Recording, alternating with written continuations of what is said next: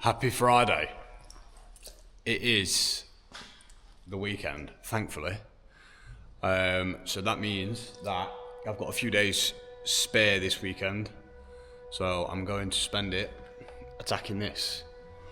So I'm kind of at that point in this project where I've ordered a fair few parts and I've sort of got tunnel vision on getting those parts put on the car and those bits of the project done. And I'm kind of completely forgetting about all the other things that need doing.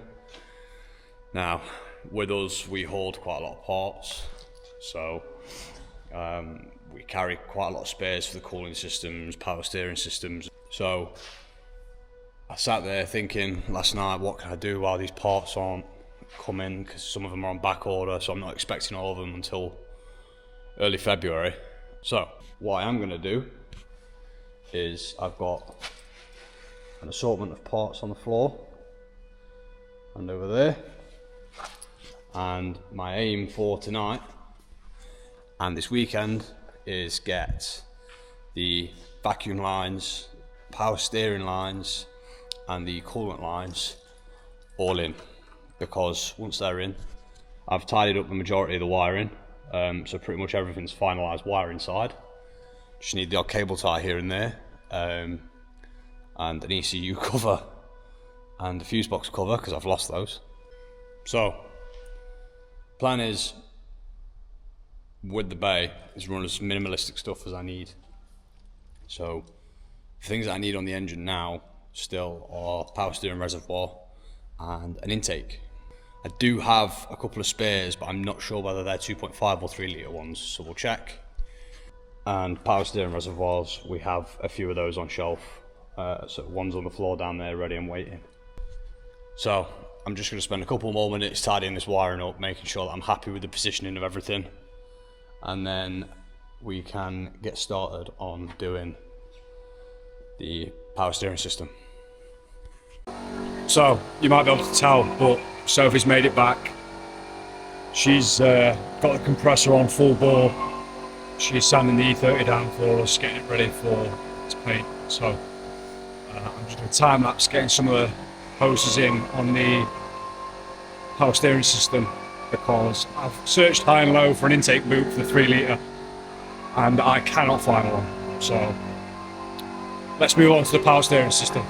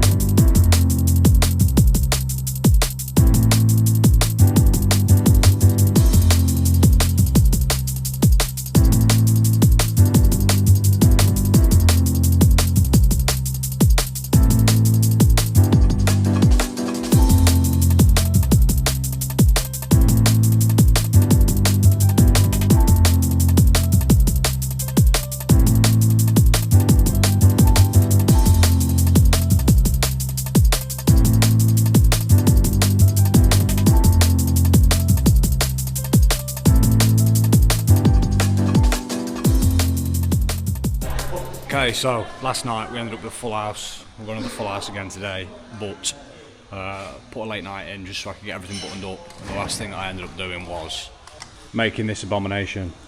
The reason it looks like that, and it's got so many joints in, is because it's actually bypassing the heater matrix. This car won't be running one, so that goes from the back of the engine. This goes from the port that comes out behind the alternator, and they both tee in to the bottom of the radiator. So that's the last coolant pipe, and then we can get it bled up once I find some water, because we've not got a tap. Yeah, toilet water, sounds good. So, hose is on. back part goes down here in the dark that you can't see, right around the back of the engine. And the other one is there. You see that there? Two plastic pipes that come out the back of the. They come out of the back of the thermostat housing on the head and go out towards the back. They connect to the bottom port on the radiator, but before I do that, I'm taking the radiator back out so I can fit the viscous fan onto the engine. Right, yet again, being budget friendly, we've got a working viscous off of an X5 M54, so I'm pretty certain they're exactly the same. We'll find out when it goes in the car, but these are left on thread, remember, so when you put them on, spin them to the left. It's got no car. Oh, got no car.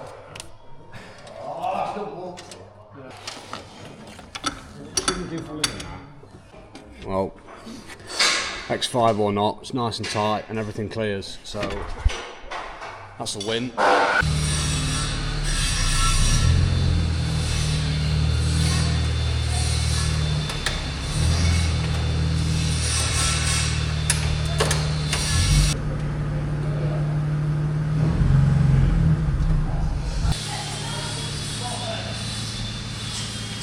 Stinks that.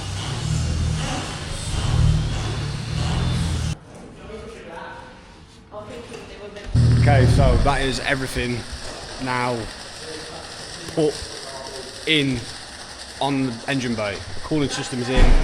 I actually need to find some radiator clips to hold it together. The viscous is on. I've actually got a shroud for this radiator that I might put on if I'm feeling extra fancy. Yeah, coolant pipes are in, all that, and the small pipes down there as well. Power steering system's complete, so later on tonight when it gets a bit quieter in the actual forecourt of the unit, because the car's got no exhaust on it, we'll run it up, bleed it, and I've got a slave cylinder and shifter linkage I need to install, and it's a running driving car, which is a good feeling because since I've owned this car it's actually not a write-off, it was crash damaged, so it's Never been a driving car since I've owned it, and I've had it 2 years, so this will be the first time in over 2 years that this car's driven. Again, another lad day in here. We've got welding going on, and Sophie's got the compressor running again, as you can hear. So I'm taking a step away from the saloon now because Nick is here, and we're going to do some bits on his 46. We've got quite a few parts stacked for it. There's a couple of last few bits that we're waiting for, but the main things that we need, we've got to start making progress on. So we've just put his car on a ramp, and I'm going to try and film what I can without having to time-lapse it, because Sophie's going to have that roaring compressor on all day. So let's try and get some content of Nick's car. So with Nick's build, he's took it upon himself. We're going to try doing 340mm M light brakes, so they've come off a 140i, I believe. That's the biggest brake I think in reasonable budget you can run on a 17-inch wheel. The F8 is, you need to go. The F8 is 380mm or 360. 370, I think. 370mm brakes on the F8 is, you've got to run 18-inch wheels, haven't you? Yeah. Because they're too big. So we've got the M Sport M140i calipers and discs to go on, and they're absolutely massive in comparison to 330s. So we're hoping that with decent pads in, and maybe some nice fancy discs, there'll be enough. Oh. So like I say, it's very noisy in here, but the 20mm spacer adapter for the disc that goes underneath it, straight onto the hub, and then the standard M Sport brakes go straight over the top. I think they need some new fucking pads. Yeah, they're looking a bit skinny, aren't they? We'll get some nice bloody hell, EBCs in it or something. And apparently the calipers just bolt straight up. but we'll see. So that's interesting if they do.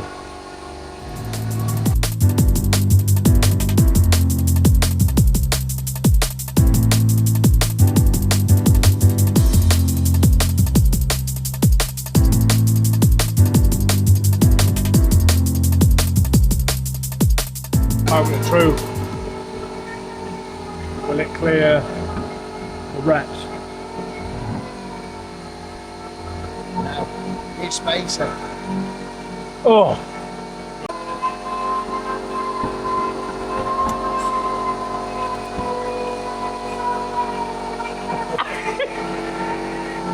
What a fucking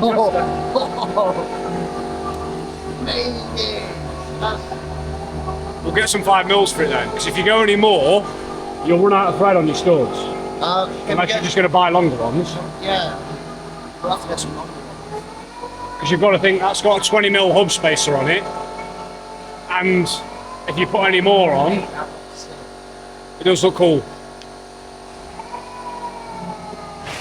Are you buzzing for it now? Might take it out now, but it's great. So again, I'm shouting. These brake lines are actually M10B1, just like the E36 and 46s. So in theory, we can actually fit these today. So I think what he's doing is seeing if he can run out and grab some new pads. If he can, we're going to get some new pads in these. Put the correct caliper on this side, because put the passenger side on, and yeah, they'll be runnable. But if we can't, then we'll crack on getting the rear subframe out, because we've got full PowerFlex care package to refresh the rear end, because this thing's far too sloppy for the power it makes. Okay, so it is way too noisy in here to film again. It's going to be like this the majority of the day, so time for some time lapse of me starting to take the rear end of this car apart. Plan of action, I think, is boot floor delete and get the subframe out so that we can swap the different shafts and polybush the rear end. So let's go.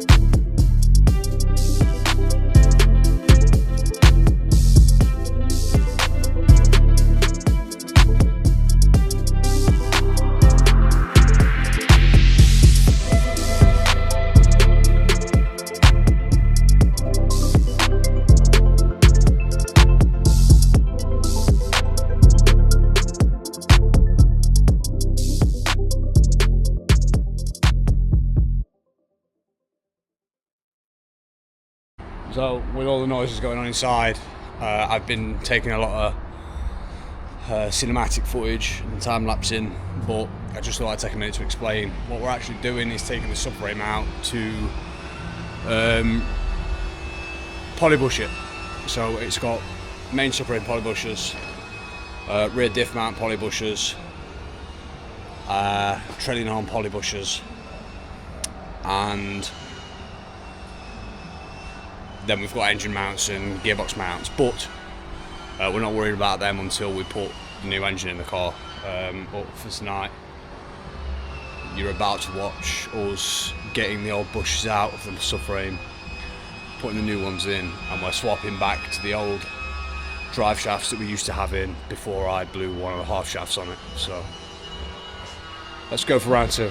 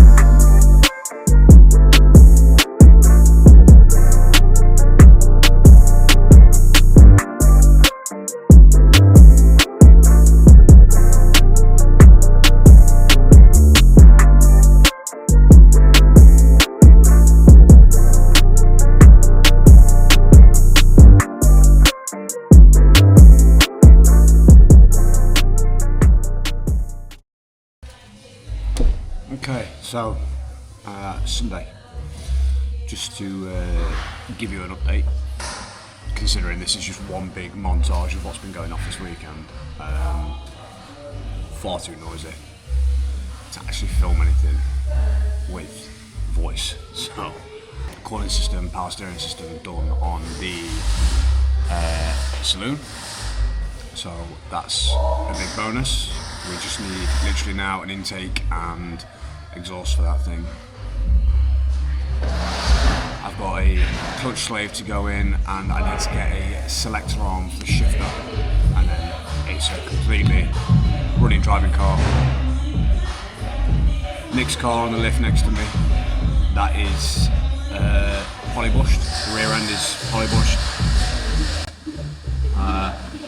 Got his trailing arm adjusters in, all the polybushers, that's diff mounts, subframe mounts, and trailing arm bushers all done.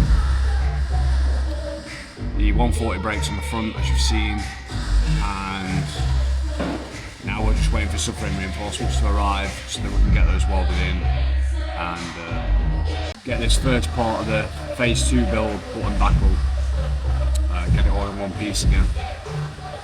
So yeah, let's see what today brings.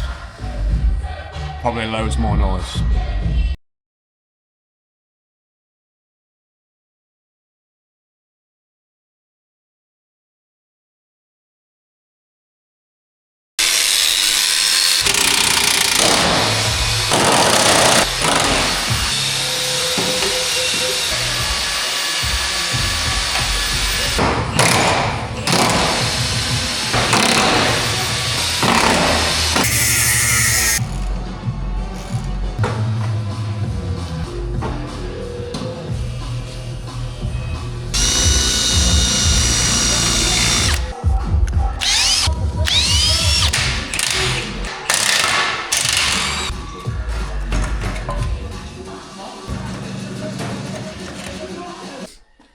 Right, so after a few days of not being able to get anything done, we've not been here for a few days, work and other stuff. We're gonna sling subframe back in the saloon. Spent an evening just giving everything a lick of hammerite, just to try and prolong everything. So subframes polybushed and painted. I've got my adjustable camera arms on. The only part I'm waiting for the rear end now is the toe arm, the trailing arm toe brackets. So I'm just going to put the OEM ones back in for now, and then replace them when I get the higher adjustment ones that you can buy for toe adjustability. So we'll sling this subframe back in the car, get the diff in, attach the shafts and prop up again, and then it's a roller.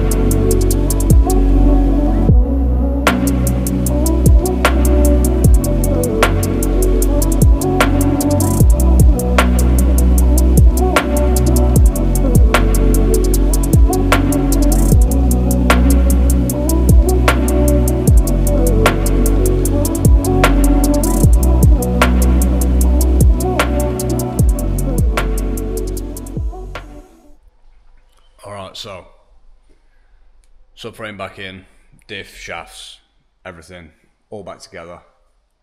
The only reason it's not complete is because the parts that I'm still waiting on and parts that I need to order aren't here yet. So I'm waiting on brakes, hydro so I can finish the lines, and I need to get some rear drop links for the anti-roll bar. But other than that, it's all back together, and that is 2 subframe overhauls in a week. So there's still plenty to do on this whilst I wait for parts. I've got the interior to tidy up, loom to tuck and cut out what I don't need, and get it prepped for paint. And then once all that's done, then we can get seats in, harness bar, dash in, stuff like that. So loads still to do, but for now, with the 2 subframe swaps, I'll leave this video here. So thank you for your patience watching what seems to just be one massive time lapse, and yeah, safe.